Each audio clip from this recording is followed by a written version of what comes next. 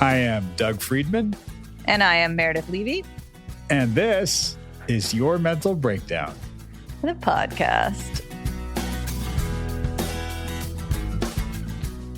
We are your co-hosts, licensed therapists, and people that don't annoy each other too much. Except for when we start to record this late in the evening and we are both out of our minds. You know, part of why we record this late is because we've been talking for like an hour and a half already. Literally. I mean, it's not a bad thing. We like each other so much. And not about the podcast. We were just chatting. No. Yeah. So guess what I watched last night? I'll just tell you, The Joker. I've never seen it before. Oh, wow. And I never saw it before. I really wanted to, but I didn't know in what capacity, but I just knew there was a lot of like mental health stuff in there. And sometimes I tend to shy away from that stuff just because I do it all day long.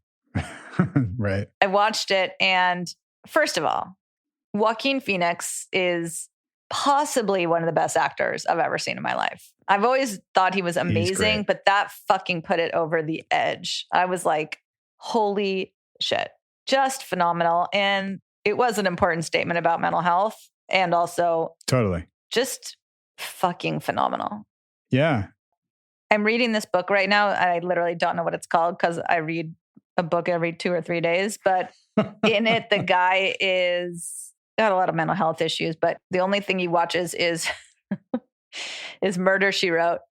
Just like VHS to, I don't like however many of every series of Murder, She Wrote. So good. You know what I'm reading right now? The New Science of Adult Attachment, the book Attached, Amir Levine and Rachel Heller. Uh-huh. Anybody that has any inkling of attachment issues or what that means or relationship issues. Or a beating heart. Right? It's a great, great book for that. Really? Yeah. Ironically, maybe it's not ironic at all. Some of what Drew and I were getting into in the sessions you guys are going to hear coming up, and like it's all about attachment. Yes. And it's just a really interesting, I think, lens to look at some of these things, especially as we talk about relationships, not just relationships with our parents that shaped us, but the relationships that we've been in historically and continue to gravitate towards. Oh, it sounds amazing. And in my mind, I want to read it, but you just read it and give me a synopsis. Okay. Well, that's exactly how I've been and why this book came with me to Colorado. And I did not crack it there. And by the way, do you know what I did for the first time the other day? I played Sudoku. That was funny. Sudoku? I played Sudoku. You've never done Sudoku? Fuck no. I would do crossword puzzles and I just leave that little Sudoku right next to it alone. And oh man, I did one and it is so hard. First of all, I had no idea how to do it. And I had to read the instructions like 10 times because I was very confused. I was like, wait. You have to add up this and that and that. And it was so hard that my brain hurt. And I was like, okay, because they say that's really good for preventing or Alzheimer's. And then I was like, killed it. Great. Did it. 2 hours. I don't know how long it took. And then the next week I tried to do another one, got it all wrong. And I was like, fuck this. Now I give up. Are you doing it in the newspaper? Is that where you're getting them? Yeah, in the newspaper. Ooh, you have it on your phone. I do. I go through waves and flurries of totally getting into Sudoku at night before I go to bed. Like I want to like work my brain out for a minute and then shut it down. Yeah, it's a good brain workout. I like that. It is. It's such a good brain workout, which is why I tried it. But I was like, oh my God. Yeah. It was a good brain workout until I couldn't feel my brain anymore. Speaking of brain workout. Yes. I was just going to say that. And you know, wait. We can't segue yet. You ready for this? You ready for this? Yeah. Go. Tell me. I am almost busted. I did it once. Fuck. Shit. Fuck.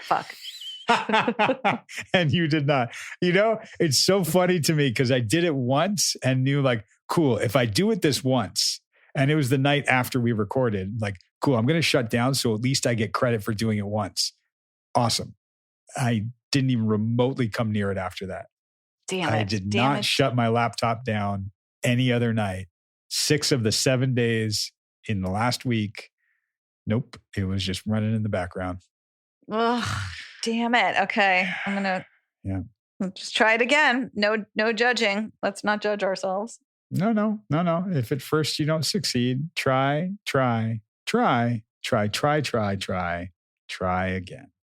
Oh, Dad. That's so sweet.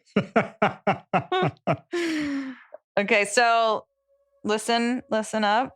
Listen up. We will be back to break it down in a little while. And there you go. Take it away, me.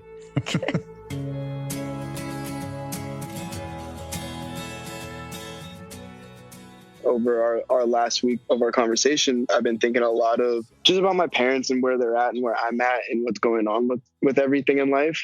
And I think I really got caught up in the fact of not just finances. I think that was more of a trigger of where I was feeling with my parents, in the sense of like, but that was like my last string holding them to me.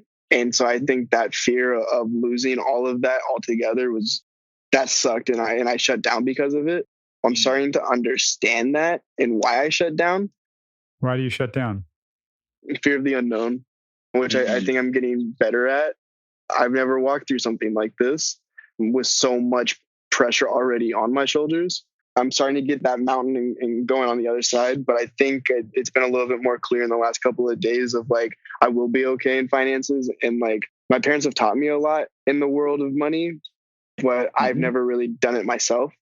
I'm starting to learn how to do it by myself, which has felt really good. But it's that pressure of stuff I just don't know about yet. You separating from parents and being your own. And that is the unknown. That is a little scary. That idea of like one thread still attaching me to them. I want to tug at that a little bit because that works not just for them as safety net, but it works for when you were saying my mom, like talking to her every day. Or my mom, is she using? What's she doing? And me being hyper vigilant about taking care of her. It isn't just that thread of attachment, it's cutting a cord. Right. Which can be scary. And maybe you never really got to do that because it was too fearful, too scary, too abandoning. Yeah, I want to play, so you love to do this, the Vader and the Yoda. And I think that's my Vader. And the way I've been, really since yesterday, it kind of popped in my head when I woke up. But my thought process for like that thread, that one last piece, I flipped it and was like, well, what if I think about it like I'm cutting the red rope and I'm cutting through something and now I'm on the other side and now this is my grand opening. And that's kind of like the metaphor I was thinking about with it, because it was exciting to cut that red rope instead of, oh my God, this is my last thing with my parents. What does cutting the red rope mean to you? What does that feel like? The independence versus the abandonment. I think me cutting the red rope is really allowing myself to feel the ability to do it on my own. It's my grand opening and it's my movie. Whereas the flip side was, oh, well, if we cut this, you're over there and I'm over here. We're not doing it together. Right. If I cut it, then we're separate. Yeah. And separate means not okay, not connected. Mm-hmm. There's a difference between connection and attachment sometimes. Yeah. Connection feels good. That's talking to a friend. It's having that. Attachment sometimes is a little different. It's telling me that I'm okay because of this other person, because of this other thing outside of me. Codependence, right? That's right. It can lead to that. Absolutely. I mean, healthy attachment is fine. Right. That's why some people get married. That's why some people stay best friends forever. Like, sure, that stuff can be fine and really healthy and enhance our lives. And some people are fine just being connected, having a lot of friends, and being very social. It's when we attach to something and our well-being and our security depends on that attachment. Not even that other person, depends on the attachment. That's why we're talking about cutting the thread or cutting the red rope. We're not talking about getting rid of the person at the other end of it. We're talking about severing the connection, severing the attachment. Yeah, and I almost feel like I have tried to sever that connection before by cutting that string. And I don't know why I'm on my metaphor game right now, but I really am. Bring it. You know I love it. Yeah, so I almost feel like I've cut that string before, but I've tied knots in it. And now I feel like my string has so many knots in it. I'm in my very last one. And I'm like, oh no, if I cut this, is kind of like my last one. And so I almost feel like it's more so like I've tried. I've always tied it back up because it just didn't feel right. Maybe not feel right. I didn't feel confident enough in all of that. You might still not feel confident enough. That's okay. And I see the nodding, and that's more Green Beret. Oh, wait, I know who I am. I can deal with the situation. Yeah. And reminding yourself that, because what's coming up is that not feeling safe and not having that one last knot at the end of the rope. Mm-hmm. And then if I don't have that to hold on to, then what? I don't know. I've never done it. I don't know. Exactly. Yeah. We want what's comfortable, what feels safe and stable and secure, even if it's not healthy and not truly stable and safe and secure. Mm-hmm. I want my parents. I want to stay connected. I want to stay attached. I want them to stay involved. I want my dad to go into business with me, right? All these things. I mean, that's where that comes from. I want that because I haven't done it and it's scary. Yeah. And like, as I'm navigating all this too, being as it is so new, I think I'm having new feelings coming up along with all this. When I was talking to my dad, I think it was yesterday or the day before, he was like, all right, well, I want to have like weekly talks just to check in. And how I felt it was I want to check in on you and make sure you're doing what you're saying you're doing, which made me just feel like a fucking kid all over again. Yeah. And I don't know how to have that conversation of like, yes, Dad, I still want that tether, but I need my space. I want you to love me, but I don't want you to love me. Well, maybe it's not about love. Of course, I want you to love me. Right. Maybe it's about involvement. Maybe it's about dependence. Maybe it's about your independence. Yeah, and I think I'm trying to find that independence, and I think I'm on the black and white spectrum of all in, all out. And it's either my parents are with me all in or not at all. And again, it's new navigating of what does it look like to have my parents in my life just as like my parents and not as like a safety net. Yeah. You cringe when you say that. What was that? What was that cringe? It's weird because me and my mom specifically, you know, I've always been her safety net and she's always been mine. It's never been like we're both in good spots. My dad has been in a safety net in a different way. He's always had the I got your back card, but it's never been like an emotional I got your back card. I'm interested to kind of see what happens in the next couple of months. It's not a bad thing. It's not the best thing, but it is what it is, I think. Let's scratch at that a little bit because you said something and you've said it to me before. I recognize it pretty well. You recognize it pretty well. Let's move towards it, which is that idea of I want to push you away and I want you to come closer. Yeah.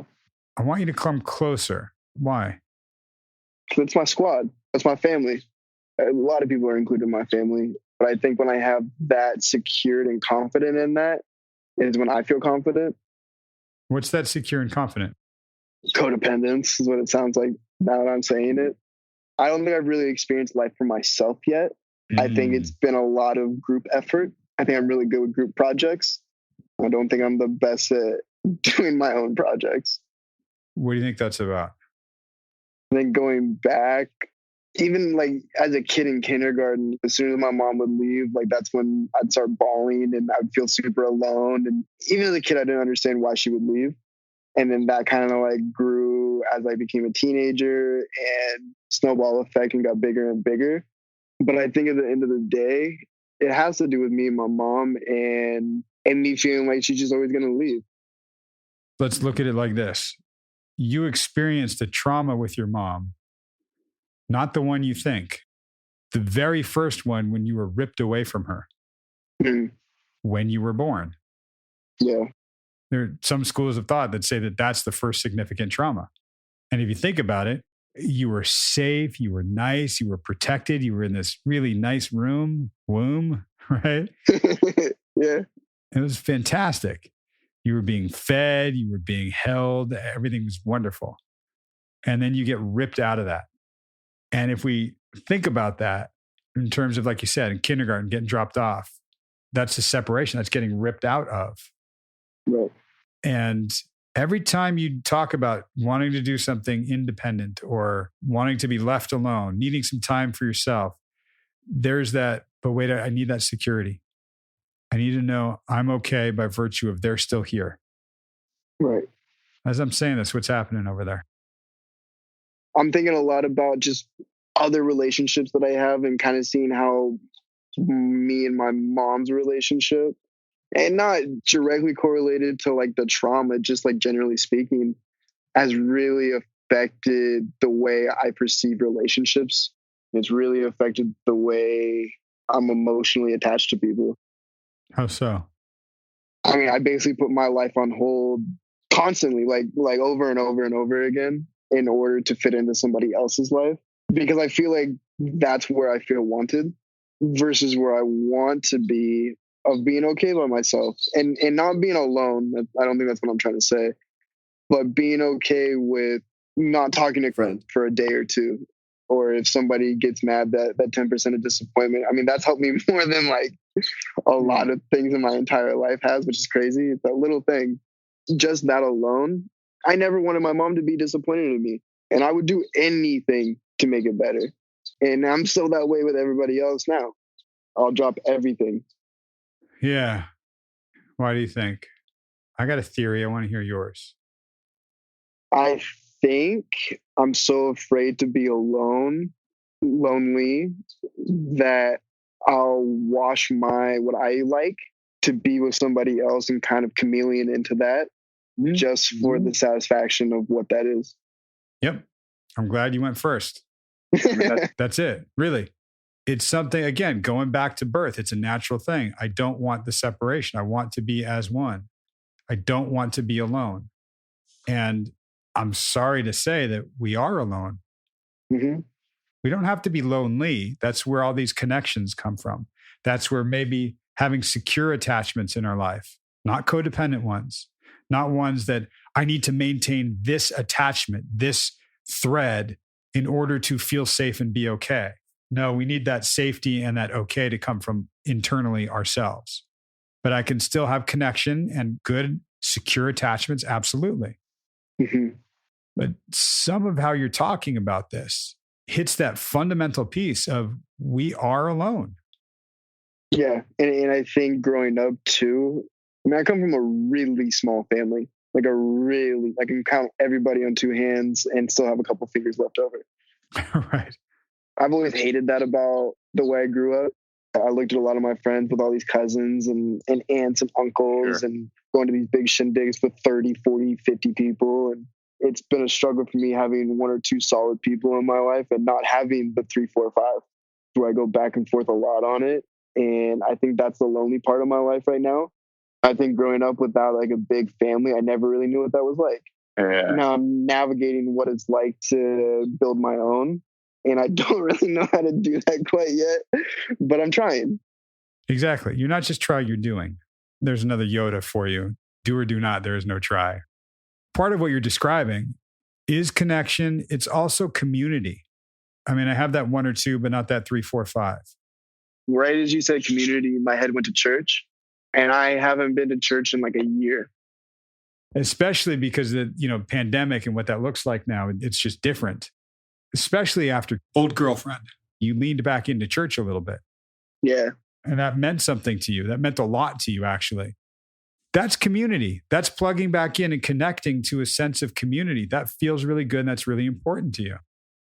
Yeah. And with that all being said, I really stopped agreeing with how a lot of my community in that church portrayed themselves, because it was so unauthentic. It's been confusing me, because it's like I've always thought of that community as like my safe spot, even outside of my own house. I would go to church when I was 18, 19, having a bad day, and it was just my safe spot to go, kind of like the gym. Nobody bothered me. I could do my own thing, and I could just clear my head. And now the trust. I think I have really bad trust issues. And I know that comes from my mom. I can tell you multiple stories of where that fell apart. But I think me not trusting people too is one of my big things. So I just don't trust people. I don't trust what in that? I don't trust that they're being who they say they are. I don't trust that they're being authentic. I'm afraid that long term I'm going to get hurt. Even short term. I think short term I'm afraid I'm going to get hurt. I think that's really hindered my growing of relationships. And even like, again, going back to mom and dad, I don't trust my mom with a lot of stuff. I think that's translated into a lot of my other relationships. I don't trust that they're going to do what they say they're going to do. Which is what? It can be a lot of things. Oh, okay.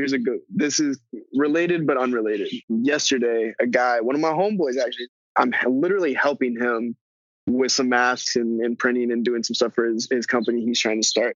But I got like $300 invested in this to try and help him. He has like $150 invested into it. Cool. No big deal. So he hits me up yesterday and was like, hey, bro, can you send me a refund? I don't think I want to do these anymore. And I'm like, no, man, like, we're already done. Like, everything's done. He's like, yeah, no, I don't want to do it anymore. And I'm like, you're one of my homeboys and you're asking for $150 back. Like, the fuck happened? And I had one of those responses that was completely irrational to what it was, but I completely blew up on him. I was like, fuck you. I'm done. If you ever want to talk to me again, we can be friends, but I never want to work with you again. Slept on it, really been thinking about it. And it's because I trusted him. And $150, it's a lot to me right now, but in the grand scheme of things, really isn't. But it was a trust thing. And it was like, bro, I trusted you that you weren't going to do me dirty. And now you are. And you were one of my boys. I don't think it's an irrational response. I think it was a disproportionate response. It was a response that carried a lot more weight. We talk about feathers and bricks, right? Right. A ton is a ton. You are already at a ton. You have an accumulation of trust being broken, people not following through with their word, people not coming through for me, people abandoning me, all of this stuff. So he throws one more rock in that bag and the bag fucking breaks and you lose it. So the response was disproportionate. Right. And maybe we can own that a little bit. Yeah. Hell yeah. Where it comes from and what you're holding is still very heavy. It's still a ton. And that there's something there that we can scratch at right now if you want to. Because that idea that I'm holding all of this disappointment, all of this abandonment, frustration. And I think a part of it is, yes, people not following through with their word. That's annoying. I wonder if maybe that leads us back to something that we were talking about a little while ago. I go up and down. I don't know if I really like sat down and really thought about it. I think you could probably shed some light on this. But when I'm like going and working and head down in it, I'm fine. As soon as I stop, like literally sit down for like 5 minutes and sit and think, that's when all shit breaks loose. I think that's related to this because I'm just such an emotional person that I don't know if it'll ever change. I don't know if I'll ever get over. I will. No, I will get over the whole trust thing. I think when I see those mile markers, because I've proven that to myself already, I just haven't quite seen anybody on a personal level, from the level of me being like little Drew, of being able to express what that looks like and who that is, what he's been through, and the transition that I'm trying to do with Big Drew. It's a process, and I want to talk about my mom and really dive into that because I think that's the root of like a lot of where this shit comes from. But I don't want to blame her for anything. I'm in a spot in my life where I don't know. I'm happy. Yeah. I'm good. We can go there a second, but let's bring it back because you're moving away from something, and I want to stay with it. Yep. Let's take one piece out. Blaming mom. This isn't about blame. Okay. We're not talking about your mom and what she did. Yeah. We're talking about little Drew and what his experience was and what he started to see and understand and how he feels even now. Yeah. Let's move towards that a little bit. I've been trying to bring this up for a while, so I'm just going to say it. But this was like one of the biggest things. Story-wise, I was in junior high. I was going to a district dance. My mom and dad come pick me up. My mom's like slumped over in the chair. She wakes up. She was like, oh, when did you guys get here? And I don't know what it was, but I told her something earlier that day. And I was like, Mom, please keep this between us. Like, this is just like, please, please, please. This is just between me and you. And she brings it up in the car in front of like 10 of my friends and like everybody. And I'm so embarrassed. And I'm like, Mom, like, come on, this is one of the biggest days of my adolescent life. I'm going to my first district dance. I'm finally like talking to a girl. Like, It's such a big night in my life. It was that trust right there where I said to myself, like, I'm never going to tell you anything again. This is it. I'm done. I'm not trusting you with anything ever, ever again. And then I think not a week later is when she tried to commit suicide. And so like all of that together really fucked with me because I was like, I'm done with you. I don't want to talk to you. I don't want anything, any part of it. I don't trust you. You fucked me over it. And then that happened. Yeah. How was that telling me that story? Felt good. It's something I think about a lot, but not in the moment think about it. So it's nice to share that finally. But it sucks. It sucks to think about those kind of experiences that I went through with my mom. And like, there's a lot of them. When I think about that one, now I'm thinking about my football when she fell over in the fucking road, and then my graduation, and then at my fucking Boy Scouts derby. It's just all these things come up. I try not to think about it. What happens when you do? It reinforces a lot of the way I feel. Which is what? That I shouldn't trust people right away. We're not talking about people. We're talking about mom. I still don't trust her. I love her. I always will. It's my mom, but I don't trust her. And I don't really take what she says for anything other than her saying it. Even when she says, I love you, I know she loves me. It's really just words. Yeah. What do you make of that? How's that feel? It sucks. Shit sucks. It hurts. Yeah. I guess mentality wise, if I can't trust my mom telling me she loves me, I can't trust anybody telling me they love me. Right. And I think I find a lot of that down with girlfriend too. I think a lot of my reassurance issues come from the fact that I don't trust what she's saying is true. Yeah. You said it. How can I trust anybody? Ultimately, you're not going to trust yourself. Yeah. How can I feel lovable or loved when I can't trust anybody?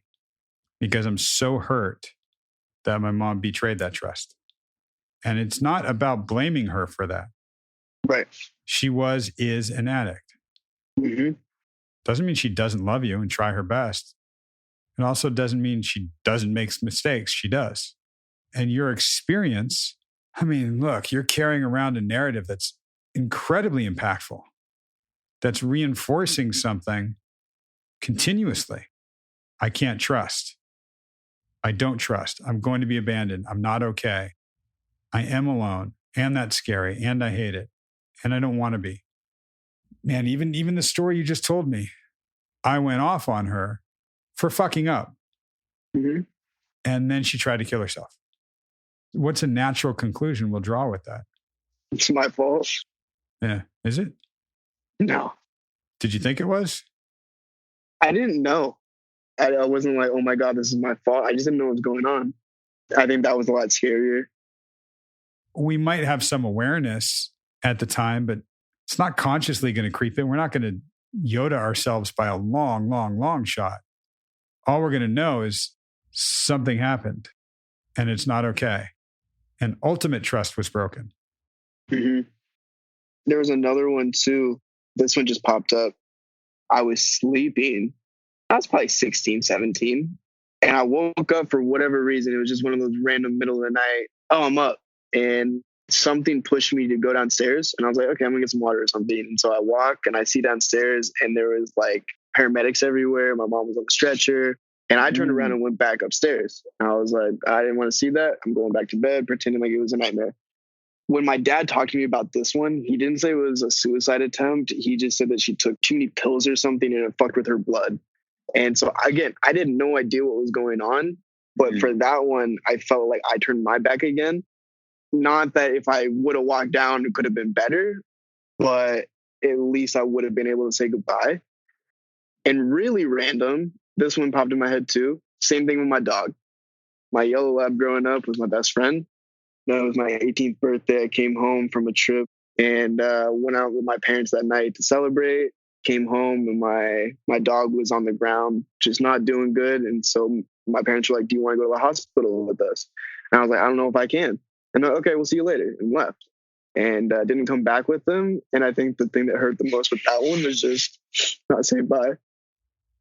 Yeah. It's hard. Yeah. And I think that's why I try and text my parents all the time. I just want to say bye if like that happens, you know? Yeah. I hear that. Because there's something really scary about that. And there's also something I hear a little differently. I've walked through this a few times myself with clients, with myself. Yeah. I lost a dog. We put him down in my house. Yeah. And it was beautiful and horrible. We've talked about that. Told you that one. I did say goodbye in the most beautiful way. And it was still horrible. And I thought about it for a long time. Still do. And I'd get really upset about it. Whoever I'm with will go, why are you so upset? I'm like, man, I wish he knew how much I loved him. I said goodbye. It wasn't that. I wish he knew how much I loved him. And 100% of the time, whoever I say that to just looks at me and goes, are you kidding me? Of course he knew. Yeah, and just so we're on the same page, I'm not crying because of my dog. Even if you were, that's okay. It's okay. It's just the emotion of like not being able to say goodbye sucks. And to your point of like, I just want my parents to know how much I love them. Yeah. But everybody in my life, it's just, I don't know. Yeah, you do know. That's important to you.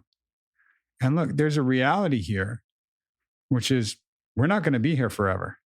We don't know how much longer we're going to be here at all. See if we make it through the end of the year. Right. What we do know is how we're going to be here. Yeah. Can I be loving while I'm here? Can I show love? Can I receive love? It's not about saying goodbye. It's about saying hello when we're here. Yeah. Yeah, it's good. Trust me, saying goodbye doesn't make it good. Yeah. Yeah.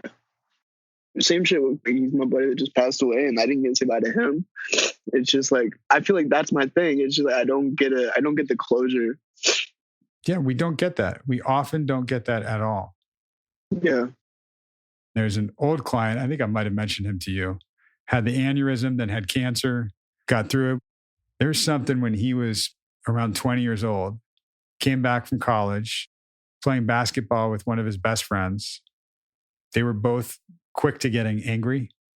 And they got angry, threw a basketball, threw punches, and they got into a bloody fist fight, like bloody fist fight. The guy's ex-girlfriend called my client and said, hey, I'm worried about him. Will you call him? And he said, fuck no. We just got in a fight. I'm not going to call him. The next morning, he found out that his buddy killed himself that night. Jeez. And I know you know what that is like and what you carry with that. Yeah. What matters is the narrative that we craft, which isn't just, I didn't get to say goodbye, but I might have contributed to this. I might have done something about this. And the reality is, again, we don't have any control over that. There are no guarantees, except we are all going to be gone at some point. Nothing lasts forever. Mm-hmm. And it's so hard. I can guarantee you saying goodbye doesn't make all that go away. Yeah. Might help it. And we find ways to say goodbye, whether it's through church and spiritual understanding. Mm-hmm. Even what we're talking about now, we're saying goodbye to mom in a sense. Right. I want my own bank accounts. I don't want her involved. So of course it's going to trigger some of this stuff. Yeah. Makes sense. Sucks. That shit sucks. It's certainly not easy. No, but I hope it's worth it. Yeah, I think it is. Yeah, I think so too. But I mean, throwing back into old girlfriend, past stuff, her whole, well, you left everything to go for your job. That's stuck in my head since I left. I think that's another reason I've been struggling a lot. I mean, I've struggled shit since I moved here. But right. Like, what am I saying? But on that specifically, more than anything, been a top thing for me of guilt. Kind of that same mentality of I left everything And I feel guilty for it. I feel guilty for not saying goodbye to my parents in the way I wanted to. And I just kind of left. I was so afraid of everything else that I didn't even think about it. And now I'm carrying that with me. And it's like, come on. Come on, what? I don't want to carry it. I shouldn't have to feel guilty for wanting to live my dream. Yeah. You are still so raw for how sad it was for you and what it felt like for you that I don't ever want anybody to feel like that. Yeah. We don't control that. And we've still got some healing to do around this for you and what it feels like for you. I'm telling you this from day one. It won't go away. It gets quieter, gets easier, doesn't get easy. Right. Sometimes it just processes through quicker because we can move towards it and understand it, forgive ourselves, not blame anybody else, maybe have compassion for them. Yeah. And hopefully apply that same compassion to ourselves. You've been through a lot, my friend. A lot. And what you learned along the way was I have to be hypervigilant. I have to be there. I have to be attached. I have to be perfect or at least good. Yeah. That's a lot to try to live up to. Yeah, I'm trying. Trying to live up to it? Yeah. Yeah. I would love to not. Me too. It'd be nice. Yeah. Let's tweak that a little bit. It is going to be very nice. And I think why I'm so excited to move is that's my first stepping stone of my own. All this is mine. It's not where people want me to live, where my parents want me to live, anything other than where do I want to go. This is actually a little sigh right there too. This is you taking care of yourself. Right. And that's independence. Yeah. Hell yeah. Yeah. So literally give yourself a pat on the back, man. I mean, this is you really, this is you growing up. This is you experiencing this. And it's scary. It's new. It's different. And you're doing it. We're going to walk through a lot of this because it comes up. Right. And the idea is you're not going to be in tears every time. Sometimes you might. Whether it's your dog triggering it, could be something with parent. We don't know what it could be. It could be girlfriend. Okay. That bag that you're carrying around, there's an accumulation of all this stuff. Yeah. And to just throw it on your back and keep going, not okay anymore. No, and how I felt just now was how I was feeling the other day when I woke up on the wrong side of the bed. I think we were talking about it. Exact same feeling. Exactly the same. And I don't know what triggered me then. I feel like I'm carrying a lot right now. What we'll learn and what we'll walk through, a lot of those feathers and bricks and rocks and boulders and whatever else is in that bag is not yours. You've taken it on from everybody because I'm air quoting this, because you can. Yeah. Yeah. Yeah, you don't have to. Let's give you a break if we can. Yeah. We're going to look at what weight is yours, what isn't. We're going to look at some of that, what it is that you do carry. Yeah, I'm excited for that. I'm excited for what's my weight and what's not. Absolutely. I mean, that's one thing tangibly you can start looking at in the next week. Some of the deeper emotional stuff, yeah, we'll walk through that when it comes up. It's there. I mean, I knew day one with you, we were going to have to go here. We weren't ready yet. We had a lot of other stuff going on. A lot of stuff came up. Yeah. It's crazy. Look, we're here now. We'll walk through that. What you can start to build awareness of. And I say awareness because it's about recognizing that it's happening, not necessarily stopping it. Just being aware of what's your weight and what's not. Yeah. And something like that, the $150, that's a rock, but it became the weight of a ton with it. Let's just build awareness. Like, okay, that's not my rock. I don't need to take that. Hell yeah. I love homework. Good.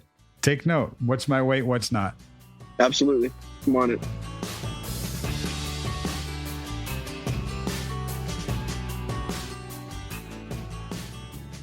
And we are back. We sure are. Okay. So, this was a great episode. It was very heartfelt and great. Just going to say great again. Yeah. So it started out, you guys were talking about attachment, sort of like an attachment versus connection, right? Yeah, we're talking about attachment styles and just the difference between attachment and connection. He said something I thought was really cool because we were equating it to how he's been getting more independent from mom and how he's feeling that, but still feeling conflicted about wanting to feel their love and be loved by them, but also wanting to be independent. And we talked about cutting the cord. And then he said, which I thought was really cool, I think of it like cutting the red ribbon. Like, this is my grand opening. Yeah. And when he said, I'm really on my metaphor game or something, it was so funny. Right. And then he said something about he's tried cutting it before, but there's like a lot of knots in it. And that he gets close, he just ties it back up in a knot because he gets scared. So I thought that was awesome.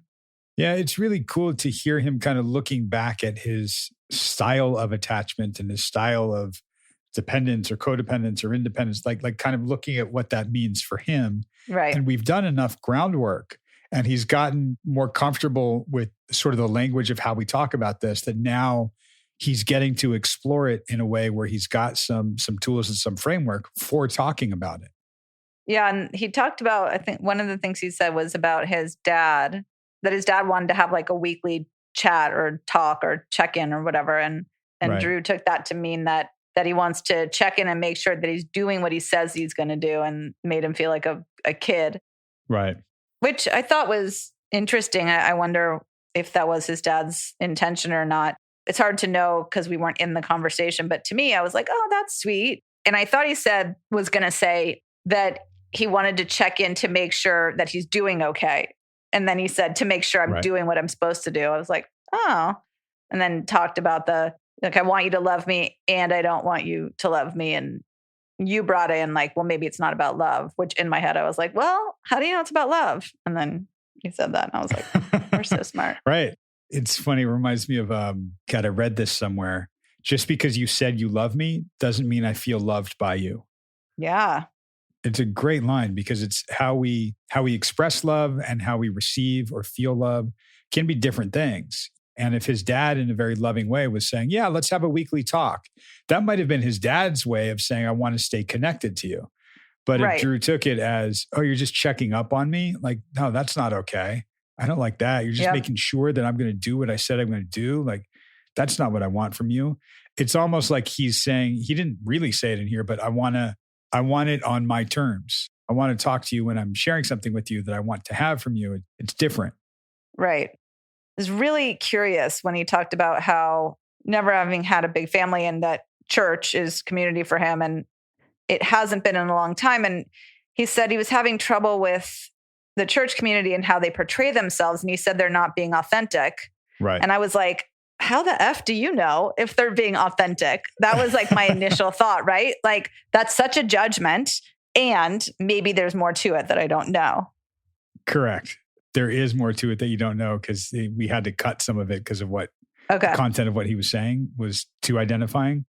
It used to be for him, if he was having a bad day or things were in turmoil somewhere in his life, he could always count on his church community to ground him. Right. And he was realizing like, no, it's not grounding because these aren't my people. And that's a function of also something that he said very early on in the podcast that you picked up on. There are no good people in LA, that he actually is developing his people and he's got a few really good friends. Yeah. So he's leaning into that more and that's different now. And he sees it there now. Yeah, no, that's great. And then, a lot of that launched into the trust thing and just trusting people in general about being authentic and saying that they're going to doing what they say they're going to do, and how he kind of blew up at his friend. He said he had an irrational reaction. And to me, I was like, well, was it effective or ineffective? And was it congruent? And I think you said something to that effect. Right. Rational? I don't know. Who knows? And I liked what you said. You throw one more rock in the bag and it breaks because you already have so many fucking rocks in there. Right. And that's something, he and I have worked on quite a bit and continue to work on from this point. And that was the idea of, I've said it before, the disproportionate response. Yeah. When your response to something isn't in proportion to what the thing was, it's probably because you're carrying around more of the weight. If somebody hands you a feather and you react as though they just handed you a huge boulder, it's indicative of you're carrying a lot of weight. In fact, that's the nature of a trigger. Right. Is the trigger could be a feather, but what's the added weight and everything that it carries. And it's for the person that triggers the other person, not the person that got triggered and is having the response. It's the person that doled out the feather or that triggered somebody. They're going to feel oftentimes surprised and defensive. Attacked, yeah. Attacked, absolutely. When that response seems disproportionate to what they were doing. And some of them will own oh, it was a feather. I'm sorry. When the reaction is so huge and the response is so huge, it makes them question well, was that a feather? Should I not do that? I'm sorry. It's an interesting dynamic. And my point is to see it actually from both sides. But if you recognize somebody is having a disproportionate response to you, then they're carrying stuff that has nothing to do with you. Totally. Likewise, when you're having a disproportionate response, if you get called on it, because it's hard to see it when it's happening to you, if you recognize, oh, wait, this is coming from the accumulation of stuff, whether it's stuff that's happened throughout my day or stuff that's happened throughout the last 5-10 years of my life. I used to very much have really incongruent, big reactions.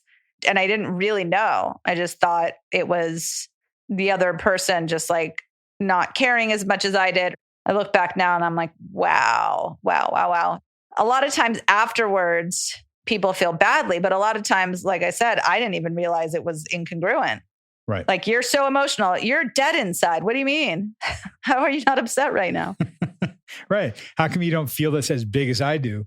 And it could be a wonderful feeling. How come you aren't overjoyed by this amazing thing that's happening? It can be a superpower. And as with all superpowers, you need to learn how to hone that and work with that. And that's something that I think even as he and I were talking about it, he was seeing that some of his reactions and responses were from carrying a lot of weight around, were from this abandonment that he feels, this fear that he feels that's been there for so long, and the separation that he feels. And that's where I threw in what some psychology theories believe is the first traumatic experience that we have is birth. Right. That's our first and biggest separation. It sounds like a horribly rude awakening. Totally. We were in such a blissful, contained space where all our needs were being met. It's great. Totally. And then we're just thrust out and here we are, separate. And then we cut that cord almost immediately. It's some of the first trauma that we experience, but we don't necessarily recognize it as trauma. And some psychological theories do. Some still don't. Yeah. And then he's like, well, I want to talk about my mom because I know she's the root of all my problems, but let's not. You're like, meh, let's. Let's do that. And he said, he doesn't want to blame her. Obviously, you can talk about someone and express your feelings and have thoughts and feelings without blaming them. But so he told that story about being in junior high and that I think that was when he said he's wanted to talk about it with you, but he just never has. And going to the dance and she's passed out in the car and she says something in front of all his friends that he specifically asked her not to. Right. He got mad, was like, fuck you. I don't trust you. I'm never telling you anything again. And then she tries to kill herself a week later. Right. That has to be horrible. Yeah. It's so interesting because as he's making these links, which is great. He did kind of say, I think this is affecting all of my relationships. Right. Trusting people or not being able to trust people. Part of talking about it is just getting that story out and saying that, being able to acknowledge it in some way. And it was interesting. I think I even mentioned it to him when we did the episode on the podcast with Wyatt, another client who's in his 40s. And he had a drag out, bloodying each other fight with his best friend after college. The friend's girlfriend said, he's having a hard time. Can you call him? And Wyatt was like, no, I'm pissed at him. Fuck that. Yeah. And the next day he killed himself, or he found out he killed himself. I think he killed himself that night. Right. And it was something that Wyatt was saying, yeah, I had to deal with a lot of the guilt that I felt and carry that with me. And it took a lot of work to let that go, but it's still going to be there. And I think similarly for Drew, he's still going to have that. And you guys that have been listening to the podcast can hear in him something going wrong when he's not around and not connected is in there somewhere. And it's not just going to go away with the snap of the fingers. Might always be there to some degree. Yeah. So you brought that up with your different client when he was talking about that story when he was 15 or 16. He woke up in the middle of the night to get water and there was like paramedics everywhere and his mom had took too many pills. And I think he even said, I just pretended it was a nightmare or a bad dream. Yeah. Went back upstairs. Yeah. Dad didn't even say it was a suicide attempt. He just said she took too many pills. He pieced it together later. What he remembers in the context of us in this session was, I chose not to have anything to do with that moment. I just went back upstairs and went back to bed. And the next thing that popped into his head was with his dog. I think he had just gone out for like his 18th birthday. So of course he's going to have a good time. And then parents were like, do you want to come to the hospital with the dog? He's like, no, I'm all right. And that was it. I was wondering why you didn't bring up your wife passed away and not being able to say goodbye. Yeah, it's an interesting thing because you and I are transparent. We share some things with our clients as it serves the client. And in this moment, telling him about my wife would have shifted the dynamic entirely. Right. Because of his relationship to me, if he hears about that, we're now talking about that and it wouldn't serve him at all in that moment. Again, the thing about being transparent as a therapist is you have to know when it's going to serve your client and when it's not. So for me, what I wanted to highlight to him was, yes, the thing about not being able to say goodbye is tough. We do carry that. And what's at the heart of it? He was talking about his dog that passed away. Like, okay, I had a dog that we had to put down also. And being able to say, I did get to say goodbye. We put him down in the most beautiful way. We curated it. And he and I have talked about that before. I've mentioned that dog to him before and putting him down. Yeah. So it was a frame of reference for him that was about me that he already knew. So it wasn't going to pull him out of his story, but it was going to highlight and help me get to something else with him. Right. He was making it about, I wasn't there. I didn't get to say goodbye. Yeah. And being able to say to him, well, look, here's a place where I did get to say goodbye. It's not what it was about. Yeah. It maybe doesn't make it different. Well, and you said, first of all, another brilliant, it's not about saying goodbye. It's about saying hello while we're here. I was like, oh, so sweet. And then you said, well, saying goodbye doesn't make it good. And sometimes it makes it, sometimes it makes it way better being able to say goodbye. I think it just depends. Yes, it doesn't make it all tied up in a pretty bow, but it definitely can make it way better when we do have that chance. Yeah, we were talking about the closure aspect of it. Exactly. One of his good friends that he grew up with that passed away recently for him, and he went back for the service in Seattle. He had the session with me where he said, yeah, I didn't get to say goodbye. I didn't get to have that last conversation with him. Mm-hmm. And it's tough because you never really know that the last conversation is the last conversation unless it's on somebody's deathbed. And yeah, exactly. That's where, again, my unique experience with my dog, where we were putting him down that morning, and it was horrible. It was beautiful and horrible. It was both. Yeah. And what it was really about, and what I was trying to get at with him is that idea of, and what still affects me is, I wish I had done more for my dog. I wish he knew that I loved him. I wish I fed him better food. I wish I took him for more walks. I wish I never yelled at him ever. Yeah, you could not have been a better dog dad. You literally did all those things times a million. And for you, it still wasn't enough in hindsight. Exactly. It's still not enough. My wife, when she was really digging at it with me, was saying, well, why? What would that have done? And it really got me to, so that he would know I really loved him. And she said, well, he did know. To me, that's what this is about. It's about Drew wanting his parents to know how much he loves them, which he did say. Right.